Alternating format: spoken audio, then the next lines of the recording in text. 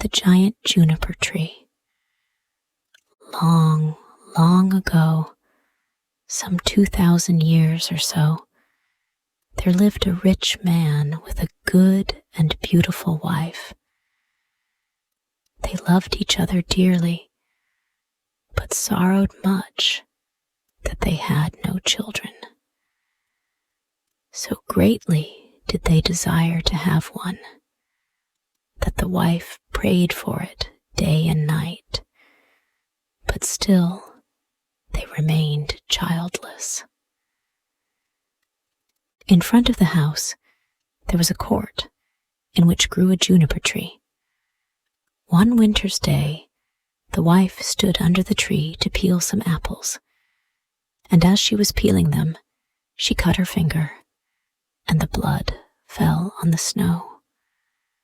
"Ah," sighed the woman heavily, "if I had but a child, as red as blood and as white as snow."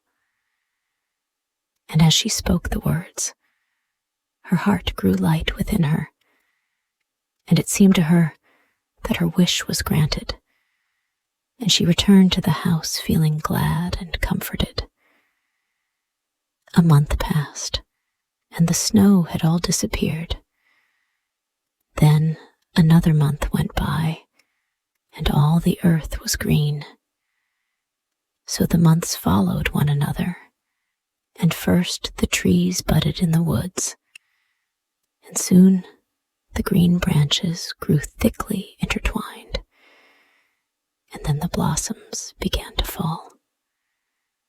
Once again, the wife stood under the juniper tree, and it was so full of sweet scent that her heart leaped for joy. And she was so overcome with her happiness that she fell on her knees. Presently, the fruit became round and firm, and she was glad and at peace. But when they were fully ripe, she picked the berries and ate eagerly of them, and then she grew sad and ill. A little while later, she called her husband and said to him, weeping, "If I die, bury me under the juniper tree."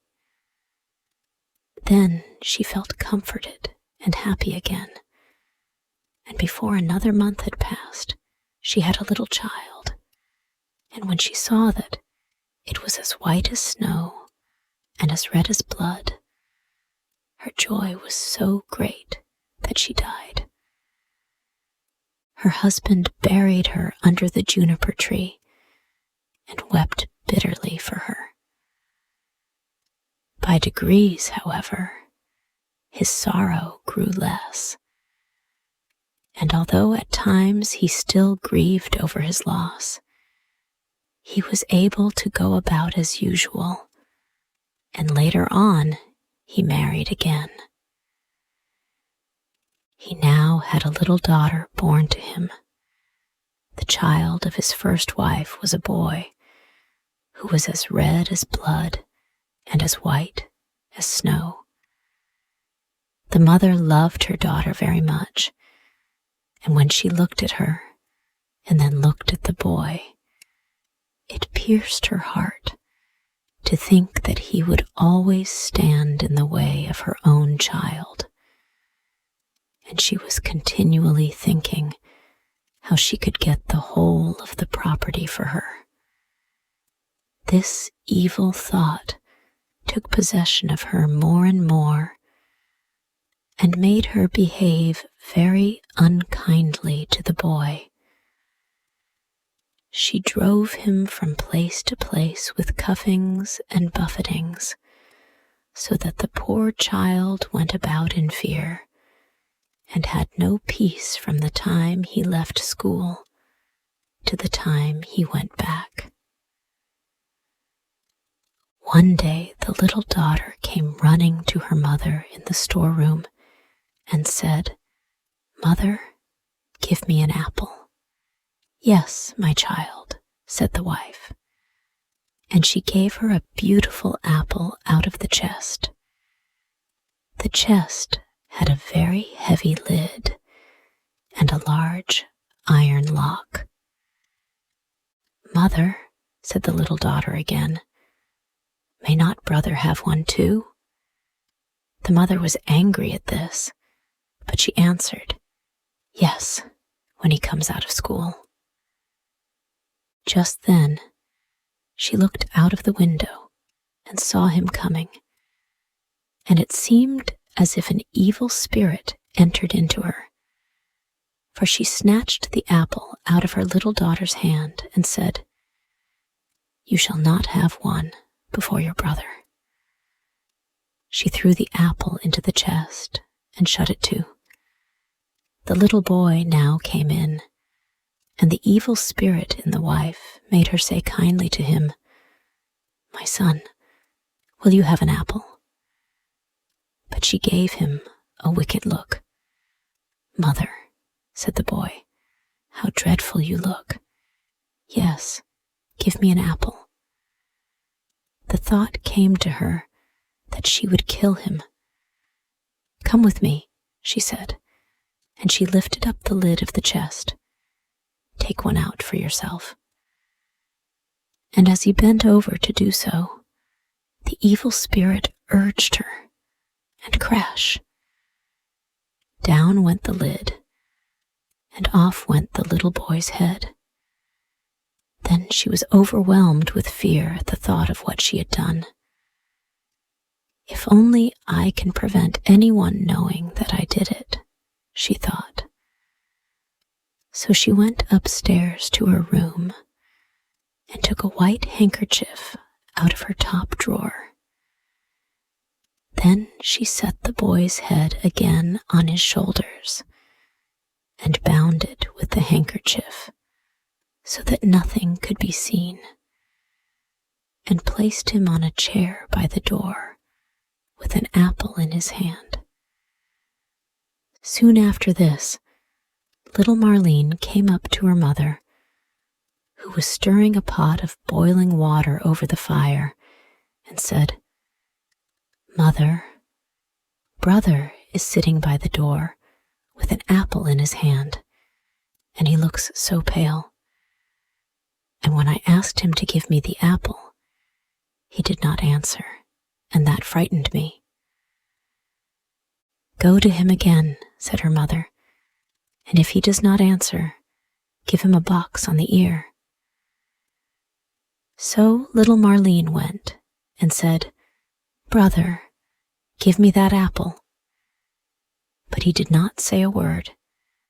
Then she gave him a box on the ear, and his head rolled off. She was so terrified at this that she ran crying and screaming to her mother. "Oh," she said, "I have knocked off brother's head." And then she wept and wept, and nothing would stop her. "What have you done?" said her mother. "But no one must know about it, so you must keep silence. What is done can't be undone. We will make him into puddings." And she took the little boy and cut him up, made him into puddings, and put him in the pot. But Marlene stood looking on, and wept and wept, and her tears fell into the pot, so that there was no need of salt. Presently, the father came home and sat down to his dinner. He asked, "Where's my son?" The mother said nothing, but gave him a large dish of black pudding, and Marlene still wept without ceasing. The father again asked, "Where is my son?" "Oh," answered the wife, "he is gone into the country to his mother's great uncle. He is going to stay there some time." "What has he gone there for? And he never even said goodbye to me." "Well, he likes being there, and he told me he should be away quite 6 weeks. He is well looked after there. I feel very unhappy about it, said the husband, in case it should not be all right, and he ought to have said goodbye to me. With this, he went on with his dinner and said, Little Marlene, why do you weep? Brother will soon be back. Then he asked his wife for more pudding, and as he ate, he threw the bones under the table. Little Marlene went upstairs and took her best silk handkerchief out of her bottom drawer, and in it she wrapped all the bones from under the table and carried them outside, and all the time she did nothing but weep. Then she laid them in the green grass under the juniper-tree, and she had no sooner done so than all her sadness seemed to leave her, and she wept no more. And now the juniper-tree began to move, and the branches waved backwards and forwards, first away from one another, and then together again, as it might be someone clapping their hands for joy.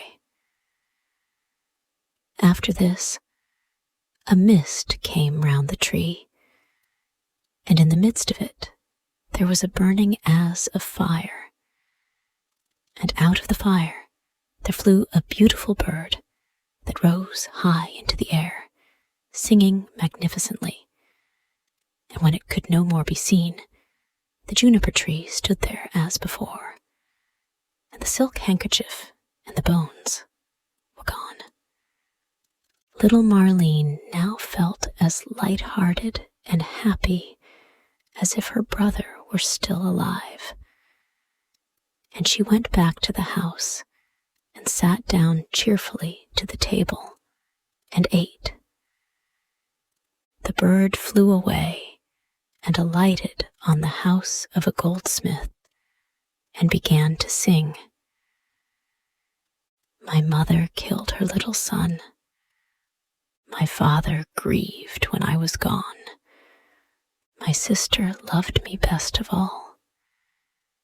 She laid her kerchief over me and took my bones that they might lie underneath the juniper-tree. Kaiwit, Kaiwit, what a beautiful bird am I.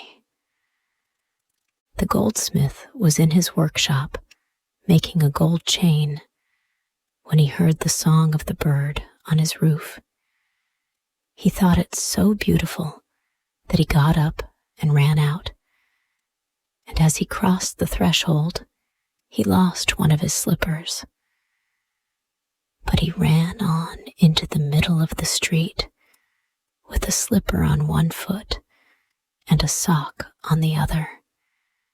He still had on his apron and still held the gold chain and the pincers in his hands. And so he stood gazing up at the bird while the sun came shining brightly down on the street. Bird, he said, how beautifully you sing. Sing me that song again. Nay, said the bird, I do not sing twice for nothing. Give that gold chain, and I will sing it you again. Here is the chain. Take it, said the goldsmith. Only sing me that again.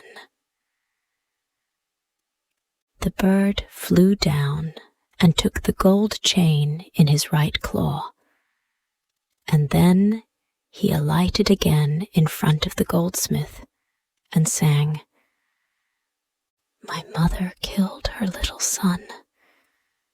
My father grieved when I was gone. My sister loved me best of all. She laid her kerchief over me and took my bones that they might lie underneath the juniper-tree. Kaiwit, Kaiwit, what a beautiful bird am I. Then he flew away and settled on the roof of a shoemaker's house and sang, My mother killed her little son. My father grieved when I was gone. My sister loved me best of all. She laid her kerchief over me and took my bones that they might lie underneath the juniper-tree. Kaiwit, Kiwit, what a beautiful bird am I. The shoemaker heard him, and he jumped up and ran out in his shirt sleeves and stood looking up at the bird on the roof with his hand over his eyes to keep himself from being blinded by the sun. Bird, he said, how beautifully you sing. Then he called through the door to his wife. Wife, come out. Here's a bird. Come and look at it and hear how beautifully it sings. Then he called his daughter and the children, then the apprentices, girls and boys, and they all ran up the street to look at the bird and saw how splendid it was with its red and green feathers and its neck like burnished gold and eyes like two bright stars in its head. Bird, said the shoemaker, sing me that song again. Nay, answered the bird, I do not sing twice for nothing. You must give me something. Wife, said the man, go into the garret. On the upper shelf, you will see a pair of red shoes. Bring them to me. The wife went in and fetched the shoes. There, bird, said the shoemaker, now sing me that song again. The bird flew down and took the red shoes in his left claw, and then he went back to the roof and sang, My mother killed her little son. My father grieved when I was gone. My sister loved me best of all. She laid her kerchief over me and took my bones that they might lie underneath the juniper-tree. Kaiwit, Kiwit, what a beautiful bird am I. When he had finished, he flew away. He had the chain in his right claw and the shoes in his left, and he flew right away to a mill, and the mill went click-clack, click-clack, click-clack. Inside the mill were 20 of the miller's men hewing a stone, and as they went, hick-hack, hick-hack, hick-hack, the mill went click-clack, click-clack, click-clack. The bird settled on a lime tree in front of the mill and sang, My mother killed her little son. Then one of the men left off. My father grieved when I was gone. 2 more men left off and listened. My sister loved me best of all. Then 4 more left off. She laid her kerchief over me and took my bones that they might lie. Now there were only 8 at work underneath, and now only 5, the juniper-tree, and now only 1, Kiwit, Kiwit, what a beautiful bird am I.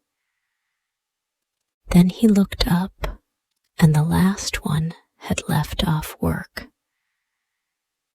bird," he said. "What a beautiful song that is you sing. Let me hear it too. Sing it again." "Nay," answered the bird, "I do not sing twice for nothing. Give me that millstone, and I will sing it again." "If it belonged to me alone," said the man, "you should have it." "Yes, yes," said the others. "If he will sing again, he can have it." The bird came down, and all the 20 millers set to and lifted up the stone with a beam. Then the bird put his head through the hole and took the stone round his neck like a collar and flew back with it to the tree and sang, "My mother killed her little son. My father grieved when I was gone. My sister loved me best of all. She laid her kerchief over me and took my bones that they might lie underneath the juniper-tree. Kiwit, kiwit, what a beautiful bird am I." And when he had finished his song, he spread his wings, and with the chain in his right claw, the shoes in his left, and the millstone round his neck, he flew right away to his father's house. The father, the mother, and little Marlene were having their dinner. "How light-hearted I feel," said the father, "so pleased and cheerful." "And I," said the mother, "I feel so uneasy, as if a heavy thunderstorm were coming." But little Marlene sat and wept and wept. Then the bird came flying towards the house and settled on the roof. "I do feel so happy," said the father, "and how beautifully the sun shines. I feel just as if I were going to see an old friend again."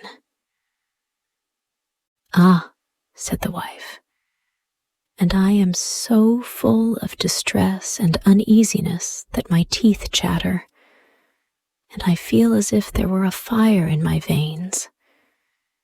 And she tore open her dress, and all the while little Marlene sat in the corner and wept, and the plate on her knees was wet with her tears. The bird now flew to the juniper-tree and began singing, "My mother killed her little son." The mother shut her eyes and her ears, that she might see and hear nothing. But there was a roaring sound in her ears, like that of a violent storm, and in her eyes, a burning and flashing like lightning. "My father grieved when I was gone." "Look, mother," said the man, "at the beautiful bird that is singing so magnificently, and how warm and bright the sun is, and what a delicious scent of spice in the air. My sister loved me best of all." Then little Marlene laid her head down on her knees and sobbed. "I must go outside and see the bird nearer," said the man. "Ah, do not go," cried the wife. "I feel as if the whole house were in flames." But the man went out and looked at the bird. "She laid her kerchief over me and took my bones that they might lie. Underneath the juniper-tree, Kaiwit, Kaiwit, what a beautiful bird am I. With that, the bird let fall the gold chain, and it fell just round the man's neck, so that it fitted him exactly. He went inside and said, "See, what a splendid bird that is. He has given me this beautiful gold chain, and looks so beautiful himself." But the wife was in such fear and trouble that she fell on the floor, and her cap fell from her head. Then the bird began again. "My mother killed her little son. Ah me," cried the wife, "if I were but 1,000 feet beneath the earth, that I might not hear that song. My father grieved when I was gone." Then the woman fell down again, as if dead. My sister loved me best of all.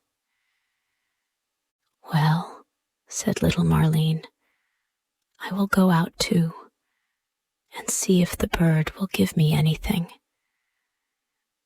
So she went out.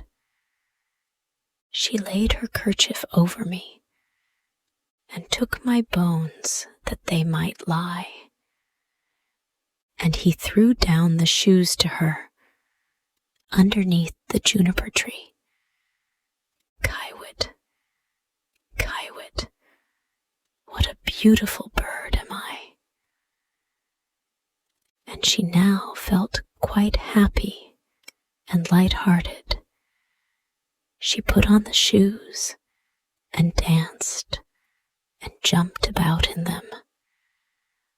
"I was so miserable," she said, "when I came out, but that has all passed away. That is indeed a splendid bird, and he has given me a pair of red shoes." The wife sprang up, with her hair standing out from her head like flames of fire.